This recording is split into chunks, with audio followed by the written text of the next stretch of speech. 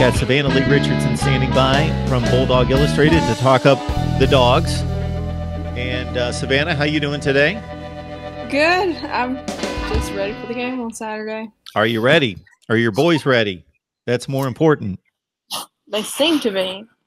Or at least they look, like the 5 minutes or 7 minutes that we get during practice, they seem to be ready. We didn't get any availability today, but the last 2 days they were inside and it was business as usual. Not a whole lot of yelling and hyping them up or anything. It was more focusing on fundamentals and getting back to the basics and preparing for the biggest matchup since the national championship game.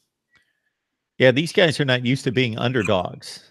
They're basically overdogs. That even in the game that they lost this year, they were a touchdown favorite on the road at LSU. They were expected to be in this position to win the East easily, which, as it turned out, they did. Really, the main competitors were no competition head-to-head, Kentucky and South Carolina and Florida.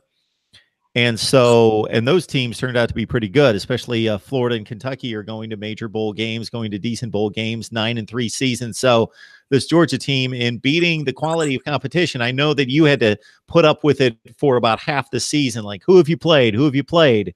And then once you played LSU, it was like, oh, you played one team and you lost by 20. But as it turned out, you played a number of good teams down the stretch. You beat them all. You beat them handily. So how would you compare this Georgia team with where you stood? I won't go all the way through the national championship game, but where you stood at a similar point in rematching Auburn, knowing that you lost by 29 points the first time around, needed to win that game, where the team stood at that point versus right now. So you're comparing them to last year's SEC championship game to now? Sure. Oh, well, I mean, the biggest thing is not having those senior leaders that Georgia had last season is probably one of the bigger qualities that they didn't have at all coming into the season. It was a big question all year long was whether or not that Georgia was going to have emerging people as leaders, and they definitely have. A lot of young guys have already bought in. A lot of the seniors have really stepped up and went into their own role as leaders. And so I think that's one of the bigger issues between last year and this year. Last year we kind of almost expected to go to the SEC championship with the amount of talent that we had with Nick Chubb and Sonny Michelle, Roquan Smith and everything. And I think this year, not a lot of people, I mean, we all expected to make it to the SEC championship game, but at the same time, I don't think a lot of people expected Georgia to dominate teams every single week except for LSU. So there's a lot of similarities, I think, between last year and this year, but at the same time, I think this team has its own identity, and it's one that kind of excites me a little bit more than last year's team did, because last year's, it was like a Cinderella story, the revenge tour, making up for all the games that Kirby Smart got beaten his first year. Now it's more like this is what Georgia is. This is the expectations every single week. We're supposed to go in. We're supposed to dominate, make teams quit, and essentially this is the expectation from here on out. It's 11-1 and making it the SEC championship game every year. So there's similarities, but at the same time, this one's a lot different in my opinion. So Savannah, the revenge tour, it seems to me that I've heard that term before somewhere. Probably me. Yeah. No. I'm not going to let you off the hook. That is Michigan's deal. The Michigan printed the shirts with the revenge tour and all that. Well, they still got beat by Ohio State. So well, they did. They didn't complete the revenge tour. They got it against Michigan State, Wisconsin, and Penn State, and then they got annihilated. So they didn't complete the revenge tour. But I was just kidding you because Michigan's made a big deal out of that this year. They've been printing shirts and calling that their revenge tour. But you guys had the revenge tour last year. Well, we get to finish it. Well, hopefully we have the opportunity to capitalize the last game of the revenge, I guess you can say, revenge tour, getting beat in the national championship. But let Michigan talk about it. We really don't have to make shirts in Athens. We just kind of go each week, and yeah, we don't really need t-shirts to hype your revenge tour wouldn't be much of a tour. It's kind of one stop. You got one team. That's true too. Maybe we should have made two teams last. You took care of Auburn. You took care of the other teams the year before or earlier in the year. All right, Savannah Lee Richardson joins us to talk the Bulldogs as Georgia takes on Alabama for the SEC championship, and many believing, and we'll see what the look of the game is, but many believing that these are already two of the top 4 teams in college football. So we'll see how it plays out. Obviously, if Georgia wins, then Alabama most likely still gets in, and there's 2 teams from the SEC, as I predicted before the season started. Let's put it on record right there. Well, it's already on record, actually, Savannah, that I picked Alabama to be 12-0 right now, and I picked Georgia to be 11-1. There you go. And I picked Georgia to beat Alabama preseason in the SEC championship game, and for both of them to make the college football playoff. Well, I like it. You good with that? Okay. Yeah, I'm good with it. Okay.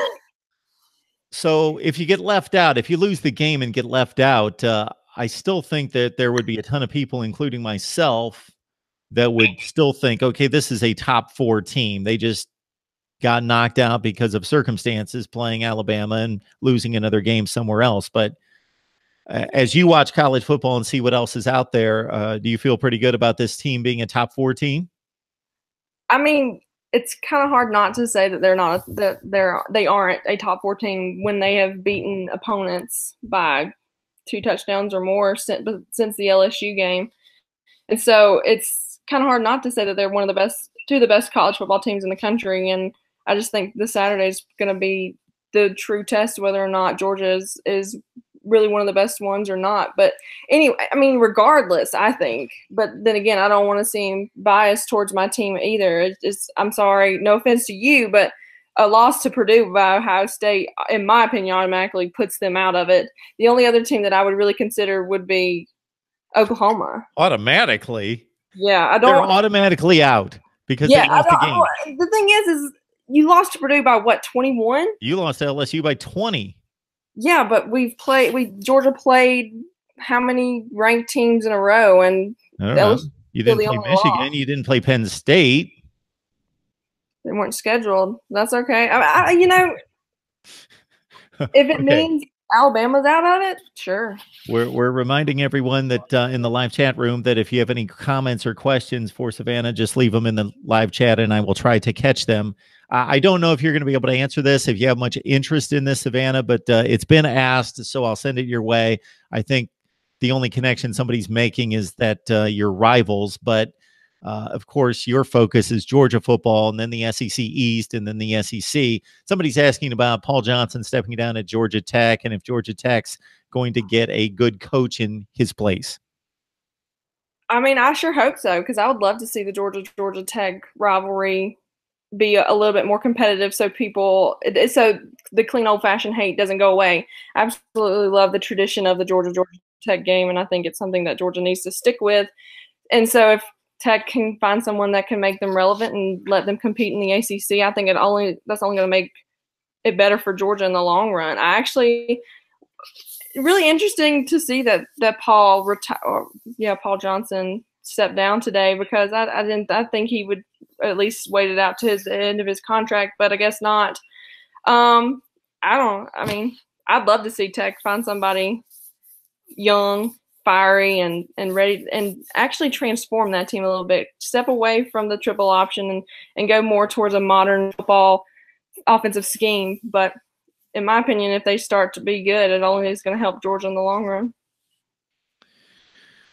So we had a caller on as you were hooking up and getting ready to comment. So I don't know if you heard him, and I was just making a similar statement to our guy, Navy Thomas, who's a big Nebraska fan, that if you hire Paul Johnson and he brings this offense, then you've basically shut yourself down to a lot of great recruits who are in no way, if you play wide receiver or quarterback, as a passing quarterback, going to come to that school. So I just think it's kind of a gimmicky thing to do in 2018. And you may trick a lot of teams, and you may be a difficult assignment for a lot of defenses and be able to win a lot of games because of what you do. But in terms of winning big time, you've eliminated a bunch of recruits. And so I just don't think it's the way to go myself. If I was Georgia Tech, I would completely dismiss myself and separate myself from that. That era was fine. Paul Johnson, you did a nice job. You had some really good seasons. Overall, you did okay. We're done. We're moving on. Get a hotshot young coach. Boom. Let's do something different, and let's get up with 2018. All right, let's get back to Georgia football's. The Bulldogs are taking on Alabama here. The one aspect of this, Savannah, I got to think that your team is different than any other team in college football in facing Alabama. Is that the fear factor or the factor of the unknown is not there? So they took care of Clemson last year. So some of those Clemson players that line up against Alabama, if they meet in the playoffs, it's got to be running through their mind. These guys took care of us last year. And with a number of other teams, whether that's Ohio State or Oklahoma or somebody else, they haven't played Alabama. These players haven't. So there's that fear of the unknown. Alabama, they kill everyone. And until you gain some confidence, maybe by making some plays early in the game, that's got to be kind of a barrier. But for Georgia, you're in the unique position where these guys played toe-to-toe with Alabama, went to overtime. Really, even though Alabama won the game, nothing was proven in terms of one team's decidedly better than the other. It was pretty much a toss-up. So that fear factor of Alabama dominance, I wouldn't think would be there.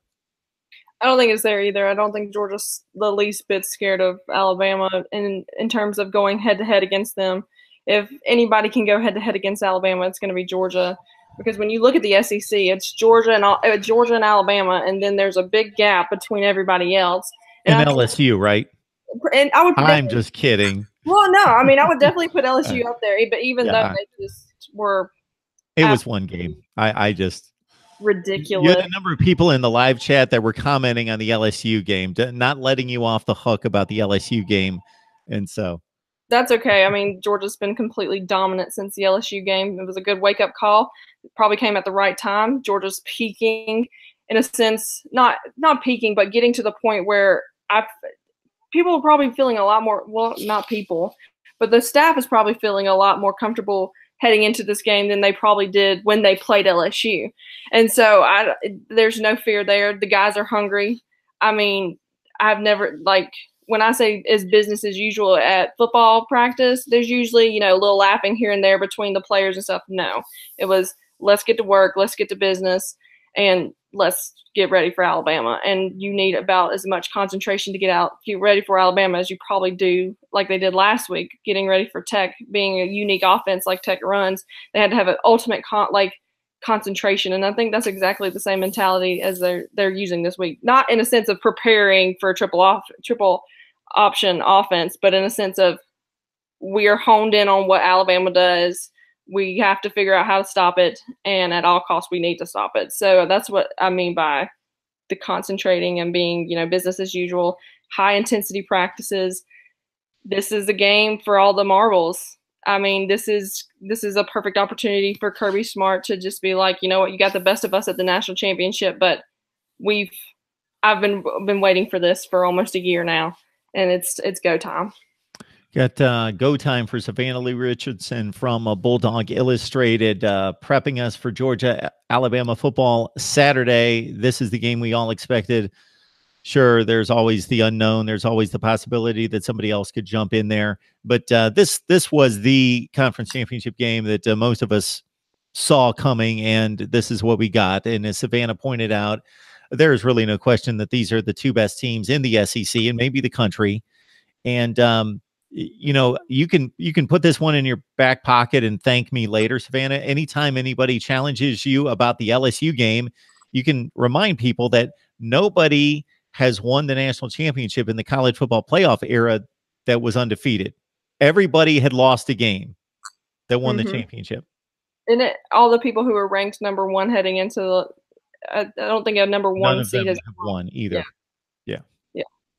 Which is one of my points against the committee right there, that if they're so smart in selecting the four teams, why don't they get the one right and place them number one? If they know who the four best teams are, then they should be able to order them correctly. Well, all right. So what does concern you about this game? Well, I mean, there's a lot to be concerned with. It's one of the most dominant offenses in the entire country with Tua Tagovailoa. I mean, I think he's already won the Heisman, regardless of how the game ends on Saturday. If Georgia wins, or if Alabama wins, or if he does a phenomenal job, I think he's already won the Heisman just because of how he has handled himself all season and just been phenomenal. It's how do you stop him? Well, I've been watching games all week and trying to figure out, a way to not be a homer, but also be like, look, Georgia still has a chance. And I've noticed once you put pressure on Tua, he can make a bad decision. Like the interception against, I think it was the Citadel. They actually got pressure on him and sacked him, and then the next play he ran a hurry-up offense and ended up throwing the interception, if I'm correct. I believe I've watched a lot of film along with trying to study for tests. I can't correct you on that one. I was not watching the Citadel game. But didn't catch that one. They have a group of wide receivers that are there are 3 wide receivers that are ready to go to the NFL and will when they go to the NFL will be drafted probably in the first 3 rounds. They have 2 running backs, probably they have more than 2 running backs, but 2 running backs with Damian Harris and Najee Harris that can do what DeAndre Swift and Elijah Holyfield do to other defenses. It's 2 high-powered offenses, and Georgia's got to play the game of their life. They have to figure out a way to put pressure on Tua. I mean, there's one thing that I've noticed all season long. Georgia doesn't really necessarily run a lot of blitzing packages or anything like that. It's basic. We stop teams. We don't have to do the frilly-dilly and anything too aggressive. We beat them just by sheer grit and determination and base packages. And I think Georgia's going to come out guns blazing on the defensive side of the ball. They're going to have to blitz him. They're going to have to get him uncomfortable in the pocket and don't give him any more than 2.5, 3 seconds to throw the ball, because if they let him sit in the pocket, he's going to destroy the secondary. I would pop in the Mississippi State tape. I think they defended Alabama better than anyone. Alabama did get 2 touchdown drives put together the very first 2 times they had the ball. So they did drive it the length of the field, but not easily. But they went about 75 yards the first 2 series of the game. And then after that, they couldn't do anything. And Mississippi State's offense was giving their defense absolutely no chance. So the defense not only had to hold Alabama, basically they were on the field constantly the rest of that game. And they have 2 dominant ends in Montez Sweat and Jeffrey Simmons. They've got Jerry Green, who's an excellent D tackle. They have one of the best fronts in college football. And that was the hope for Auburn last week, is that they would be able to duplicate that effort, but they couldn't, or they did for about a half. But anyway, they couldn't. But that was Mississippi State. I thought they played the best defense against Alabama this season. It was pretty much, again, 2 touchdowns, and then they pretty much held them the rest of the way. I think a big thing, too, with Mississippi State and all of the games that we've seen Alabama go up against is they can hang in for a half, but the thing is you don't see like with Mississippi State, they couldn't score. They couldn't put any points on the board. And I don't think that's not going to be the case on Saturday with Georgia. Georgia's going to put points on the board. Georgia averaged like DeAndre Swift's averaging 6.9 yards a carry right now. Holyfield's averaging 6.7. Georgia's offensive line is clicking on all cylinders. Georgia's going to put points on them, and they're going to keep Alabama's defense on their toes. That's one of the things that I think is standing out besides all year long, where Alabama has pretty much dominated people. They haven't really played an offense that was as prolific as them.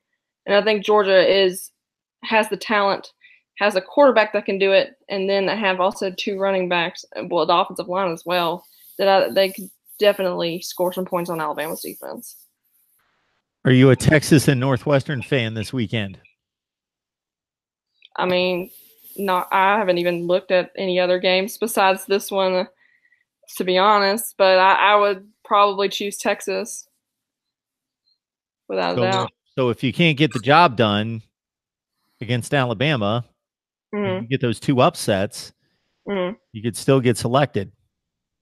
It's an option for sure. I'm trying not to really, think about it too much, because I'd much rather beat Alabama and be in regardless. I don't want to have to depend on Texas or Northwestern or anybody else in the country to have to lose for Georgia to be considered one of the top 4 teams in the country. I think Georgia needs to go in and do the job and show the world that they deserve to be there and that they deserve to be in the top 4. I don't like having to depend on others to lose. Got Georgia and Alabama, as expected, at the SEC championship game in Atlanta, and the Bulldogs looking to defend.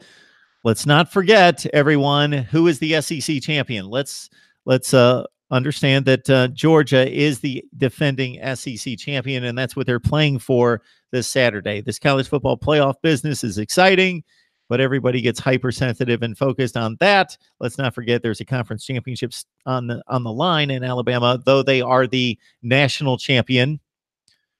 Georgia won the SEC championship, and they are the reigning champions, taking on Alabama. All right, let's see. How much of the Dogs have I seen this year? So I saw basically the Florida game. I saw most of the Kentucky game until it got out of hand, and then I was off to something else. I saw some of the South Carolina game. I didn't waste my time with Georgia Tech. Who else did you play? LSU. I saw most of that game as well. So as we're coming down the stretch, are there any particular players on either side of the ball that you think are really coming of age, are much better players in November than they were in September? On both sides, on Georgia and Alabama, or just Georgia? Georgia. Jeremiah Hallman, definitely. Despite Jeremiah Hallman kind of emerging all season long, he has gotten so much better at blocking, setting up the block for a long run or whatever, and he excites me. He's got big hands. He can go up and catch any ball that's really thrown to him. If he has an opportunity to go up and get it, he's going to be able to get it. Another Javon Wims kind of guy, and Georgia needs one of those, especially this weekend. I also think that DeAndre Swift is a much, much better running back than he was in September, fighting a groin injury. He is now the last, I believe, 3 out of the 4 games he's rushed for over 100 yards. So he is hitting his stride, and he's really, really impressive to watch right now. It's almost like, all right, I'm going to get the ball, and I dare you to try to pull me down.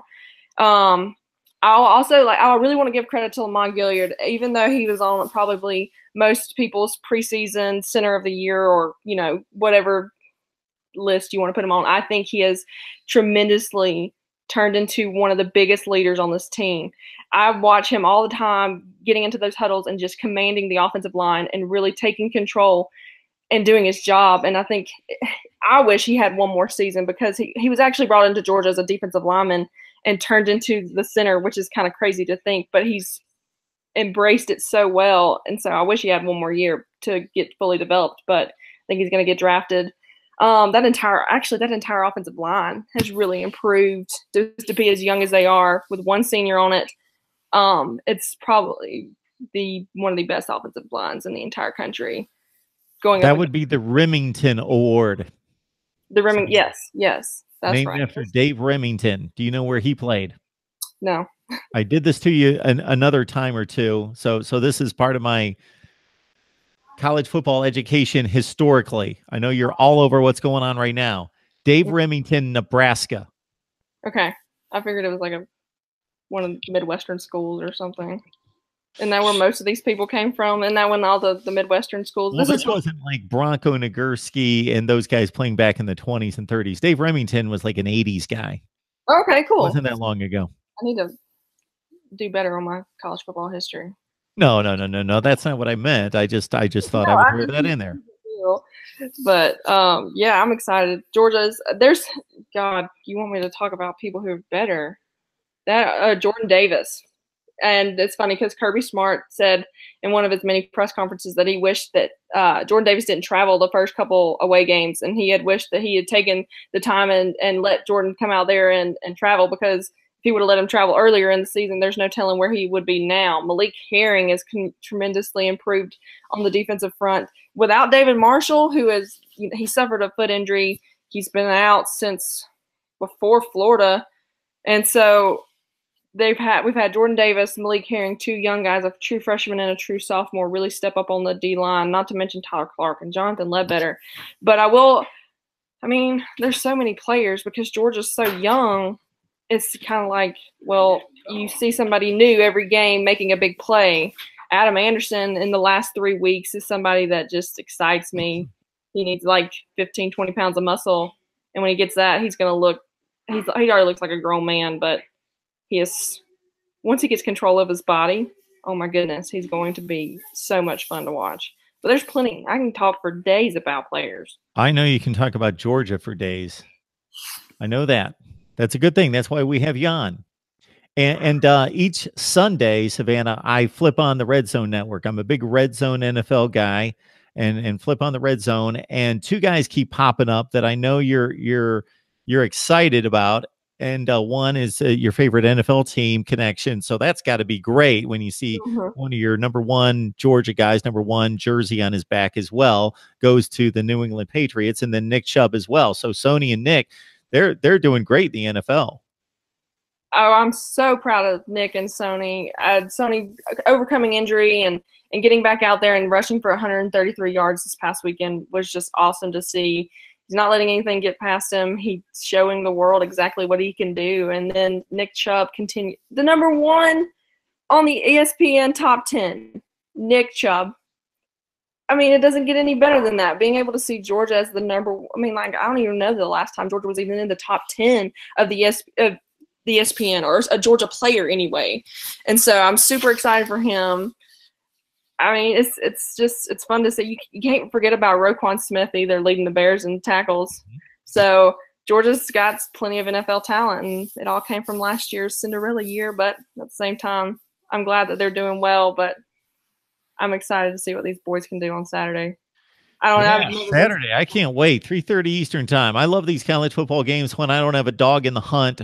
Pardon the pun there, but I can just kick back and watch and relax and see what happens. And I think it's going to be a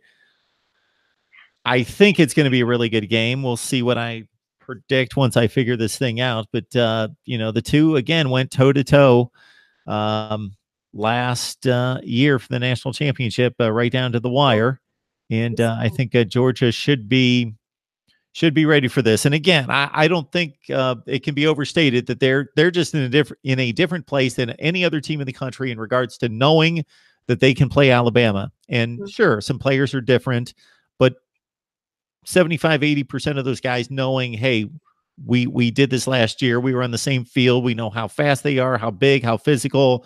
We're the same, cut from the same cloth. We're two great teams, just freakish athletes all over the place. So we know that we can play with them, and that's different than any other team mentality has to be at this point, since Alabama is just drubbing everyone. Yeah. And if any team can do it, like I said before, I think it's without a doubt Georgia. And this isn't I don't know how to explain it. They're resilient. They're gritty. They have this determination to them. They want it so bad. And I was talking with my aunt actually earlier today, and we were talking about how many championships Alabama had won, how many times they had been on the stage, how many times they had gone to the national championship. How did they continue to get excited every single year to play on that big of a stage? When you look at Georgia, who hasn't won a national championship in almost 40 years, it may come down to who wants it more in the end. And Georgia's got a big heart, and they have a chip on their shoulder. And the last 4 weeks have definitely shown how big of a chip they've had on their shoulder, because they have done everything that they were supposed to do to get to this spot in the SEC championship, to get to face Alabama again, and to get to see in the exact same place round 2. And so it's just the sheer. Someone asked me the other day, what's going to be a big factor to you? And I was like, or what is a big factor in Georgia? What is going to give them the edge? And I was like, their resilience on defense. And he was like, well, that's not a way to, win a ball game, resilience. And I was like, actually, if you go back and watch Georgia, they don't quit. They don't give up. And I think that's a huge part to their identity is that resilient and that chip on their shoulder that they carry every single week since the LSU game for sure. And so I'm ready to see it. It's my first SEC championship game as in person anyway, as a fan and even as a journalist, and I'll be on the sidelines, and I'm excited. Regardless of the outcome, it's going to be a historic game. It's going to be so much fun to watch. And Apex York is 78. Thank you for encouraging everyone to hit the like button. We appreciate that. Definitely. Thank you. George L. Yes, you make a great point, and I completely agree. They are different teams, and I argue that all the time, that this is always a new team this particular year, and you can't always look at last year and say, well, this happened last year. It's the same team. Yes, they've got the same uniforms on. I understand they're two different teams, but aside from about roughly 10 or 12 players on each team that were key players, there's a ton of guys out there that are going to be out there again. So there's a culture, there are coaching staffs that are the same. Their entire programs are the same. Yes, there's 10 or 12 players roughly on each team that were key players that aren't there. I get that. You're totally right. They're not the same teams. I don't judge teams the same. As many of you who get on here and argue with me and say Ohio State lost to Iowa by 50 points last year, how can they be in the playoff this year? And I'm always like, well, it's a different year, and that's just one example.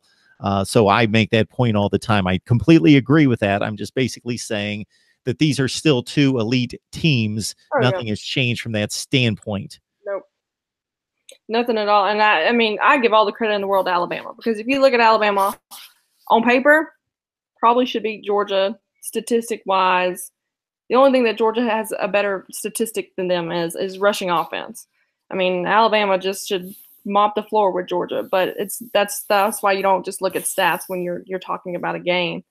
And so I'm excited. I don't know. I don't think I've been excited every week, but like this is just a completely different stage. This is a completely different level, and it's exciting to be here, because I was reading an article earlier today, and it said, like Georgia fans and Georgia people in general need to realize, like, the last time that we got as far as we did, like for example 2012, the next year we were like out of it or nearly out of it. And this year, back-to-back years going 11-1 in the SEC championship, and have the opportunity to beat Alabama for an SEC championship, which we're the first team since, I think, Florida to win an SEC championship since then. And so if Georgia ends up beating them tomorrow, that's an even sweeter thing, is because Alabama's so dominant in the SEC, especially in Atlanta. To be fair, Savannah, I'm going to mention a comment from the chat room. That's fine. Because of one of your points concerning Georgia's character and quality here from Jonathan Jennings, who mentions 36-17 against LSU. Was that displaying Georgia resiliency? No, it wasn't. I think that was a wake-up call. I said it earlier. Huge wake-up call for Georgia. I firmly believe that we came into Death Valley way too confident, and LSU punched Georgia in the mouth, and they never could get anything else going. Granted, Georgia didn't try Justin Fields or anything else, but there's no excuses. They got punched in the mouth. They got beat by LSU, and LSU was the better team that day.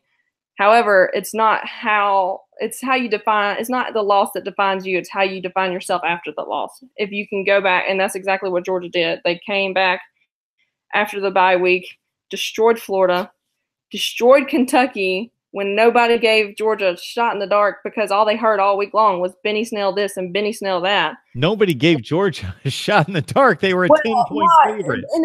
Well, that's me saying that is at the post-game interviews in Kentucky, a lot of the linebackers and stuff were like, nobody gave us a chance this week. That was coming from them. Granted, I know but there was a lot of people that picked Kentucky. Tim Tebow picked Kentucky. I think even like another person off of the SEC network picked Kentucky.